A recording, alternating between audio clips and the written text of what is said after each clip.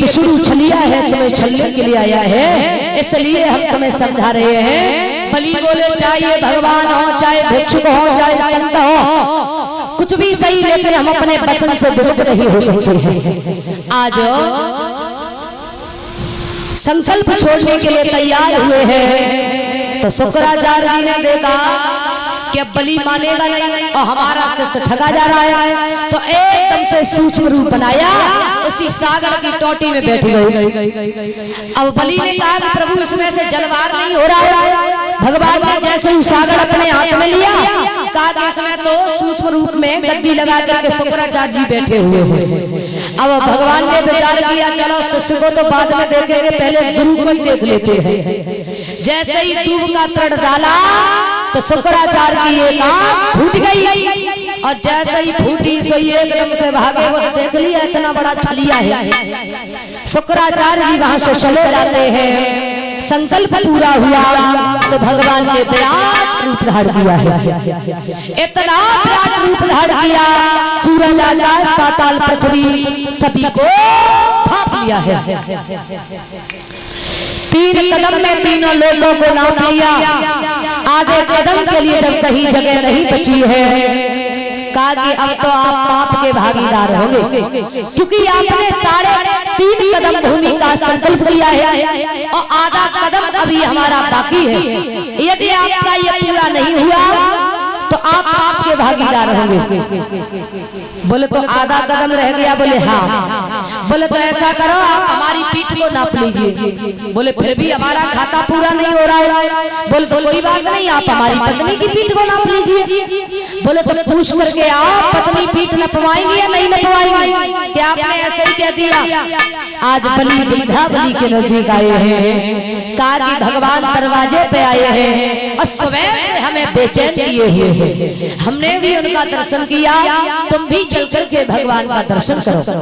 आज विंध्यावली आई, साष्टांग प्रणाम किया है भगवान को। प्रभु बोले कुछ मांग लो। कहा कि प्रभु हम आपसे क्या मांग लें, आप हमें वरदान में क्या दे सकते हैं? अरे आप तो खुद ही हमारे दरवाजे पर भीख मांगने के लिए आए हैं, तो आप हमें दे क्या सकते हैं? अगर कोई दरवाजे पे भीख मांगने के लिए आ जाए और सही कुछ मांग बैठो तो ये तो अच्छी बात नहीं है। आप हमें क्या दे सकते हैं? भगवान बोले अच्छा, तो तुमने हमें कोई भीख मांगने वाला महात्मा समझ रखा है। मेरा दर्शन कभी किसी भक्त को विमुख नहीं जाता है, मांग लो। अब बलि विंध्यावली से कह रहे तुम मांगो तो मांग लो, अब विंध्यावली बलि से कह रहे महाराज आप मांगो तो मांग लो। तो बलि बोले हैं प्रभु यदि वरदान देना चाहते हो तो एक वरदान दे दो कि जहाँ हमारी नजर पड़े केवल आप ही दिखाई दे, दूसरी वस्तु को हम देखना नहीं चाहते। भगवान ने कहा तथास्तु जाओ, ऐसा ही होगा। अब भगवान ने वरदान दे दिया, लेकिन सोचा समझी नहीं की।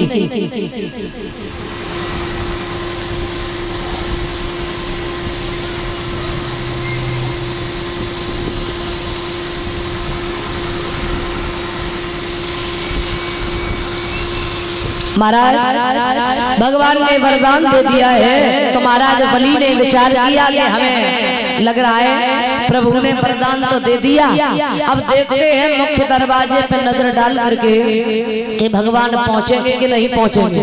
और जैसे ही मुख्य दरवाजे पे नजर डाली भगवान भाग करके पहुंच गए। अब जहाँ भी बलि नजर डालते भगवान भाग करके पहुंच जाते। अब तो बलि नजर घुमाना प्रारंभ हो गए, अब भगवान भागते भागते परेशान हो गए। मैया लक्ष्मी बड़ी उदास बैठी हुई है। देव नारद ने देखा मैया आप बड़ी चिंतित दिखाई दे रही हैं। कहा कि भगवान पता नहीं कहाँ चले गए, कुछ कह के भी नहीं गए, कुछ बता के भी नहीं गए। बोले मैया तुम्हें नहीं मालूम, भगवान गए हैं बलि के यहाँ।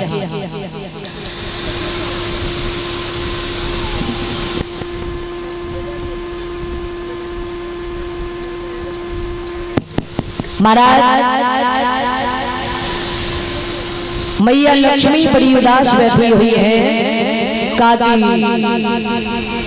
आप ही उन्हें बंधन से मुक्त करा सकती हैं, क्योंकि बलि के दरवाजे पर गए थे कुछ लेने के लिए, लेकिन अब चौकीदार बन गए, दरवाजे की चौकीदारी कर रहे, पहरेदारी कर रहे हैं।